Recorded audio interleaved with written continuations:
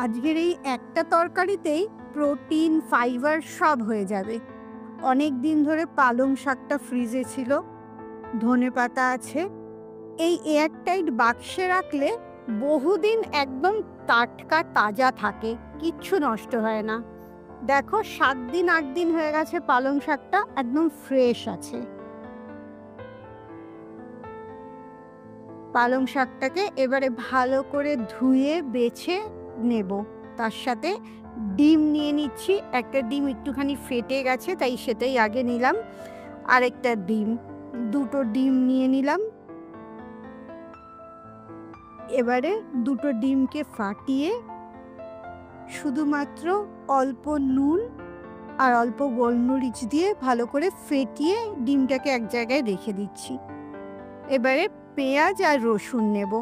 আমি একটু পেঁয়াজটা বেশি ব্যবহার করি তরকারিতে, তার জন্য পেঁয়াজ নিলাম আর বড় কোয়ার 2-3টে রসুন নিলাম আর একটা টমেটোও নিয়ে নিলাম।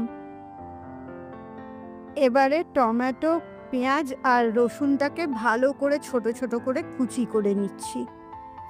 কড়াইতে অল্প একটু তেল দিলাম, 1 চামচের মতো, আর ডিমটাকে দিয়ে অনেকটা অমলেটের মতো করব। অ্যাকচুয়ালি এটা শেষে স্ক্র্যাম্বলড এগ হবে। একটু নরম নরম থাকবে, তাই আঁচ কম করে ডিমটাকে তৈরি করে নিচ্ছি। খুব সফট থাকবে ডিমটা।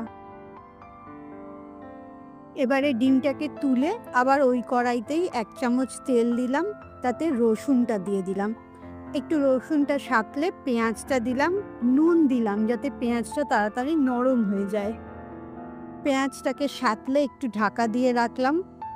উল্টো দিকে ততক্ষণে পালং শাকটা কেটে নেব। ধুয়ে বেছে পরিষ্কার করে নিয়েছি। এবারে ছোট ছোট করে ছুরি দিয়ে কুচি করে নিচ্ছি। পুরো পালং শাকটা কাটা হয়ে গেল। এবারে দেখছি কতটা পেঁয়াজটা সেদ্ধ হয়েছে। জলও অনেকটা বেরিয়েছিল ভাপের। পেঁয়াজটা হয়ে গেছে, টমেটো দিয়ে দিচ্ছি।